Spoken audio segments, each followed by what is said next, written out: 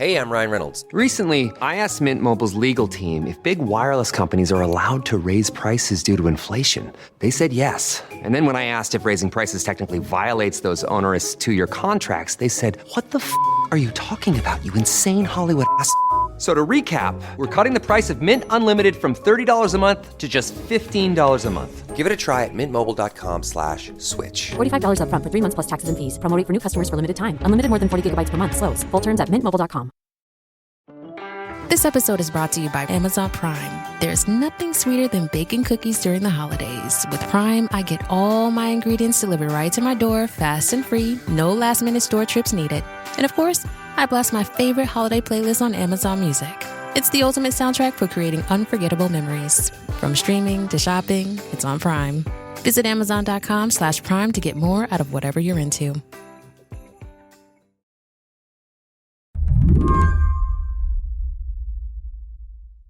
"964 sightings of SUV-sized drones have been recorded across New Jersey, some of which have even been over critical military infrastructure." This heat map Woo boy. That breathless TikTok comes courtesy of the British tabloid The Daily Mail. This next one is from former Real Housewife Bethany Frankel. So this is unsettling. It's the upside down. One party that I just spoke to saw 4 aircrafts in Monmouth County, Monmouth Beaches, New Jersey, and 1 was a plane and 3 were drones flying low, gigantic. Over the last few weeks, people all over New Jersey have become obsessed with drones, or what they say are drones. Things, lights, items in the sky at night. I've never seen them. Wow, they just passed each other. Yeah, I've never seen them before. New Jersey Senator Andy Kim went out on patrol with local cops and saw something flying around. Former Maryland Governor Larry Hogan posted his own sighting on X and urged the government to take the issue seriously. Though what Hogan saw turned out to be the constellation Orion, which, as far as I know, has been there for millions of years. We decided to do some very serious investigative journalism. Okay, this is Ben Mathis-Lilly, Slate staff writer, reporting from Maplewood, New Jersey, about 5 miles from the Newark airport. So the bad news drone-wise is that it's raining, and it's very overcast, and I can't really see anything in the sky. So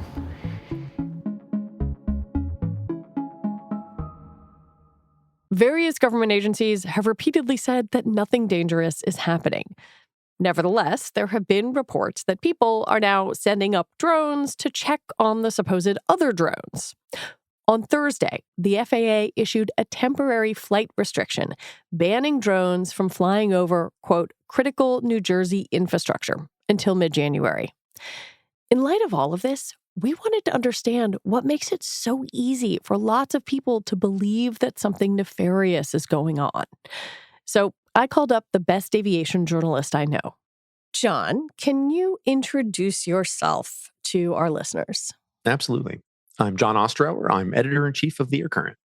Jon has been covering aviation for 17 years, and he's broken countless stories, including lots about Boeing. You've heard him on this show a number of times. Your site covers, like, everything aviation. Are you guys even covering this? We're watching it. We're watching it. So we're also, we're a small team. So we have to really pick our battles. But fundamentally, this is one of those things where we're looking at kind of what the developments are, and we're seeing people post genuinely, vaguely psychotic takes on where we are right now. People that should know better. And it just kind of causes a froth. And we're anti-froth.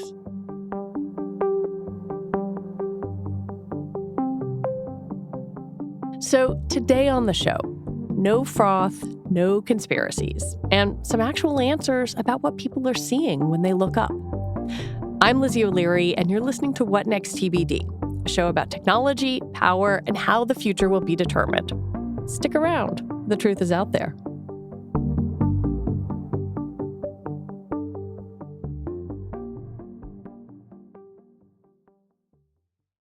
It's always nice to get more for less. So here's a life hack that can automatically put some extra cash in your pocket. Discover will automatically double all the cash back you've earned on your credit card at the end of your first year with Cashback Match.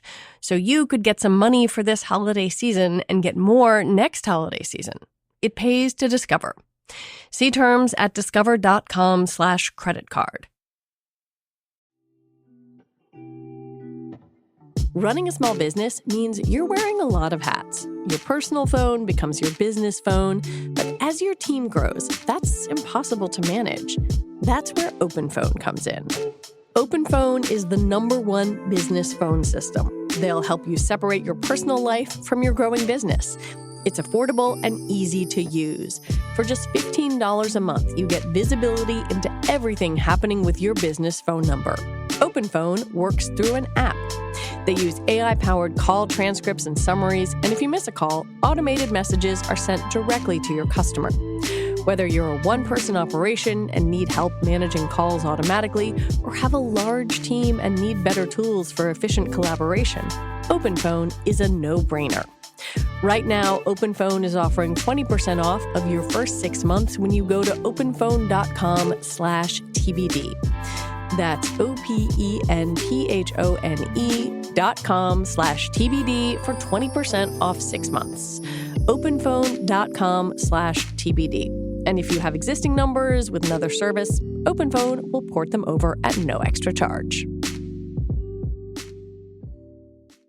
So you have all these people on the ground. They go outside. A lot of them are in New Jersey. Some of them include senators, governors, etc.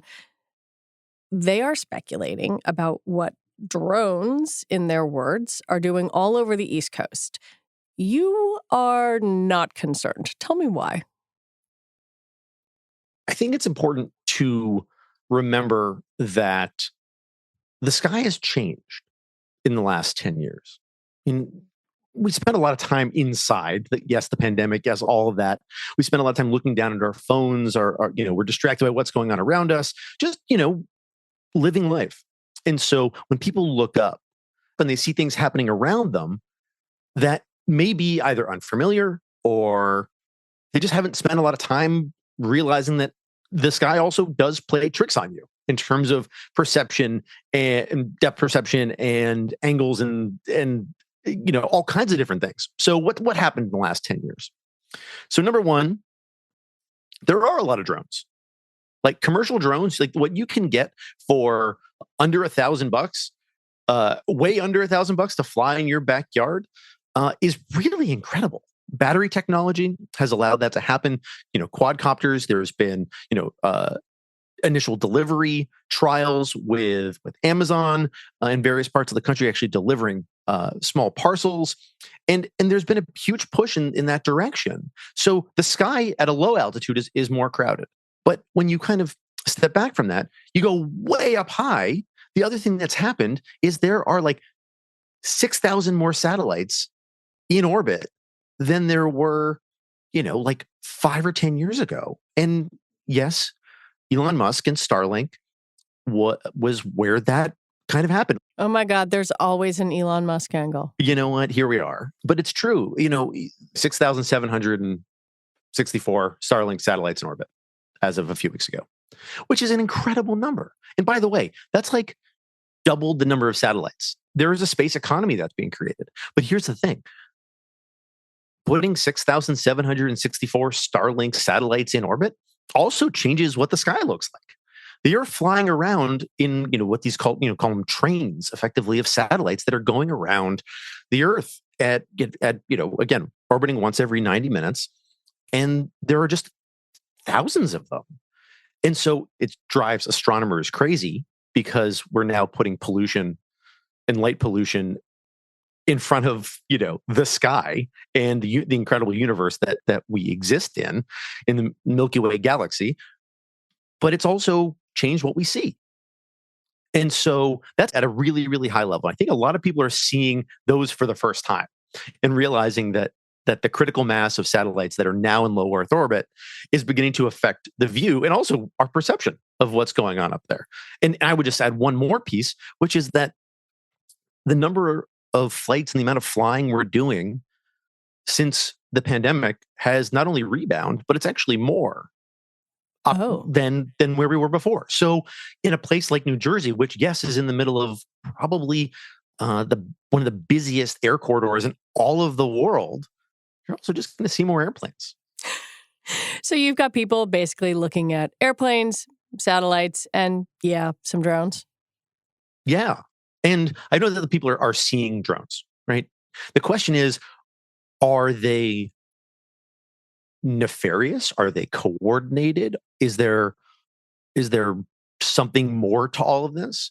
Part of the reason for the conspiratorial mindset is that while regulators have mostly kept up with the ballooning number of things in the sky, they don't always have clear answers or easy directives. One of the big challenges that the FAA has faced is putting what is ostensibly a proliferation of drone operators in with a regular, airspace environment, while there are regular-sized airplanes, crewed airplanes going in and out of airports all over the country. Have they caused trouble, drones? One of the things that the FAA and safety officials have been worried about for a long time is the effect. We had bird strikes for since as long as there's been flying, right? But that same idea kind of plays here, which is that they're also worried about airplanes running into drones and people not flying them where and when they're supposed to. And so, yes, there are restrictions on where you can fly them. A lot of the new software for running these drones actually takes into account the regulations of where you're flying them. So it literally won't let you go past a certain altitude. There are certain restrictions and, kind of no-go zones baked in. So there's those kind of, guardrails. Certainly there are people who, more or less can get around those, and just by virtue of if you create a barrier, people will find a way around it. But more and more it's baked into the software. But yes, there are dedicated regulations which are around altitude and lighting and all of that. And that is something that we, have seen with how drones are just operating in the world right now, in the US.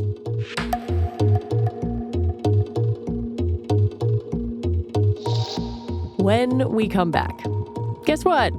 It's all going to get worse.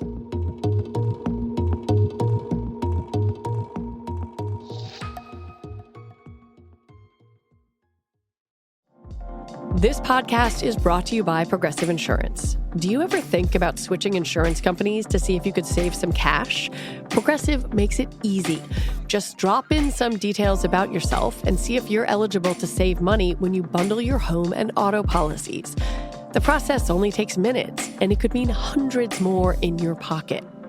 Visit Progressive.com after this episode to see if you could save. Progressive Casualty Insurance Company and Affiliates. Potential savings will vary, not available in all states. The ever-increasing tools professionals are expected to use to improve efficiency are actually causing their work to be fragmented and exhausting. It's also costing your business. Grammarly delivers a consistent communication experience across your organization's ecosystem, so roadblocks at work get unblocked. Best of all, it only takes days to implement, no IT overhead required, so you can unify your team and see results right away. Grammarly unifies your team's voice across platforms. It works seamlessly across over 500,000 web and desktop apps, so all the tools your team uses will work better for your business.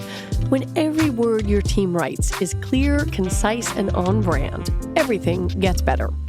Teams that communicate better with Grammarly report 66% less time spent editing marketing content and 70% improved brand compliance across the company, saving 19 days per year per employee. Equip your team with the gold standard of responsible AI. Join 70,000 teams and 30 million people who trust Grammarly to work faster everywhere they communicate. Go to Grammarly.com/enterprise to learn more. Grammarly, enterprise-ready AI. This podcast is brought to you by Progressive Insurance. You chose to hit play on this podcast today? Smart choice. Progressive loves to help people make smart choices. And that's why they offer a tool called Auto Quote Explorer that allows you to compare your Progressive car insurance quote with rates from other companies. So you can save time on the research and can enjoy savings when you choose the best rate for you. Give it a try after this episode at Progressive.com. Progressive Casualty Insurance Company and Affiliates. Not available in all states and situations. Prices vary based on how you buy. We got this statement this week, and it's a joint statement from the FAA, the Department of Homeland Security, the FBI, and the Department of Defense saying, having closely examined the technical data and tips from concerned citizens, I didn't even want to think about the number of calls they got. We assess that the sightings to date include a combination of lawful commercial drones, hobbyist drones, and law enforcement drones, as well as manned fixed-wing aircraft, helicopters, and stars, mistaken reportedly as drones. And I can feel the feds kind of saying, everybody please calm down here. But I wonder what it says to you that these agencies have had to put out this statement saying that, this doesn't present a national security or public safety risk over the civilian airspace in New Jersey. We're in a really interesting moment.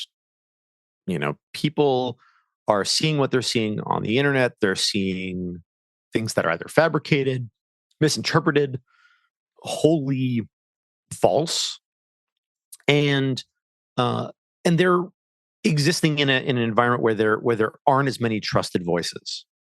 There's been a significant amount of skepticism and downright mistrust infused into how we hear things. And that makes all of us, by the way, exhausted, because you're constantly having to evaluate, is what I'm seeing real? Can I trust this? Why should I trust this? And, it directly intersects with effectively the breakdown in our belief in institutions, whether it's at the FAA, whether it's, aircraft manufacturers, whether it's, professional sports leagues, whether it's politicians, organized religion, take your pick in terms of, where people are feeling like the trust that they used to have in telling them that everything was going to be okay, or that they could trust what they were seeing and hearing, or yes, the media, quote unquote. There's a bureaucratic element to this, which is how individual agencies within the government communicate with one another, how they respond seriously or unseriously to what they see online, and how people respond, and how people are responding to that, and whether or not they need to even weigh in on that. Because in many ways, you have a legitimization of people sort of looking up at the sky, being like, "Oh my God, the sky is falling!" Right, and that becomes challenging in its own right to be in a democracy where you have a government and its institutions responding to what's going on in terms of people's backyards and what they're seeing and experiencing, but also not adding to whether it's hysteria or panic or the sort of endemic lack of trust that people have with what's going on around them. And so it's a really hard needle to thread. Okay, but then I want to throw this one at you, because there have been some real things, which I think adds to this problem that you're talking about. So in October, a bunch of pilots at Langley Air Force Base reported being swarmed by drones for a couple of weeks. And the Pentagon was like, yeah, we don't really know what's going on. It feels like there are these moments when sometimes there is actual stuff up there. I hearken back to the Chinese spy balloon brouhaha, whether it's ours or someone else's, that adds a layer of secrecy and suspicion that makes it easy for someone to mistake, Orion's belt for a creepy satellite spying on them.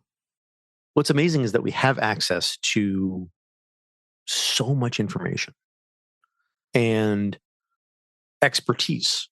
We don't use it all the time or give it the respect it has earned, but all of this information proliferates. I can right now go into a feed inside X or Blue Sky and look at a collected group of accounts of open source intelligence reports. And a lot of these include, what's going on the battlefield in Ukraine, in Gaza, in Syria, all over the world where these real-time events are happening, and they're being captured by people on the ground and then shared obviously online. And it creates the sum total of a new almost pipeline of information that people never had access to before. There are very scary parts of where we are right now. And I count myself as someone who is of the belief that as trust has declined, to be trusted is the most incredible gift you can be given by either your audience, your readership, your subscribers, whatever. And so it's not something to be trifled with as trust has declined. But it also means that in a media environment where someone is sitting on the battlefield in Ukraine and uploading, first-person video drone attacks on a Russian convoy, for example, that allows you this ability to take advantage of these barriers that have become so low to just enter the information environment. Well, you're making me think about the future, and it just makes me wonder, are people just going to have to get ready to see a lot of stuff in the sky and not freak out every time? The proliferation of drones and autonomous systems in the sky is only going to grow. And that's going to be in a civilian context. That's going to be in a military context. And, look, the war in Ukraine completely changed how the world thinks about warfare in the 21st century.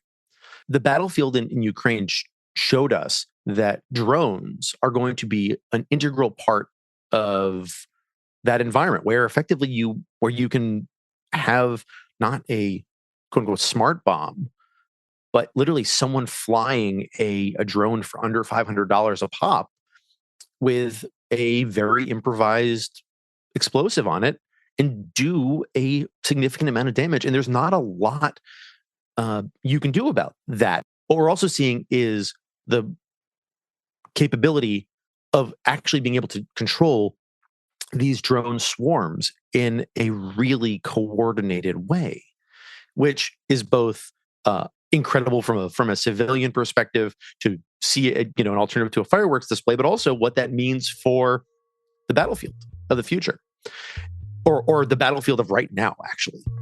And so that is going to change how we see the sky and how the sky is used.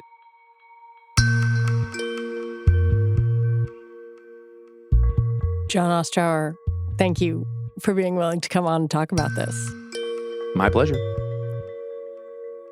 Jon Ostrower is editor-in-chief of The Air Current.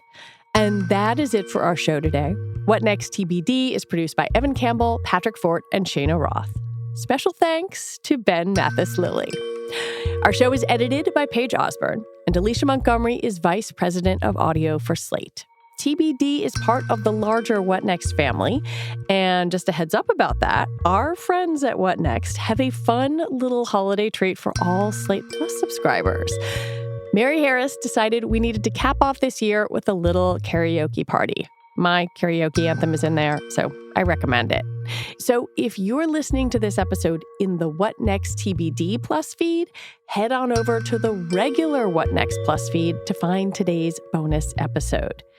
And if you're not already a Slate Plus member and you want to join, which you should, you can do so directly within the Apple Podcast and Spotify apps, or head on over to slate.com/whatnextplus to get access wherever you listen. All right, we will be back on Sunday with another episode. I'm Lizzie O'Leary. Thanks so much for listening.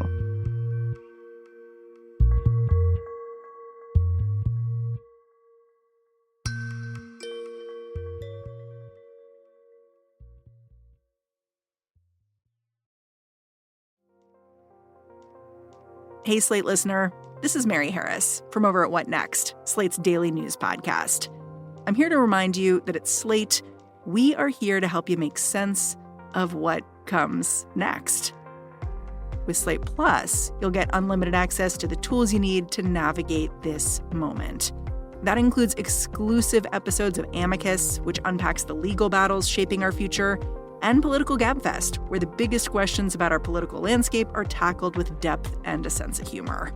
Plus, you'll get ad-free listening across all your favorite Slate podcasts, including my show, What Next?, where I connect the dots on the day's headlines. It's really easy to join. Subscribe to Slate Plus directly in the Apple Podcasts app or on Spotify. You can also visit slate.com/podcastplus to get access wherever you listen. We've been here before. We can make sense of what comes next together.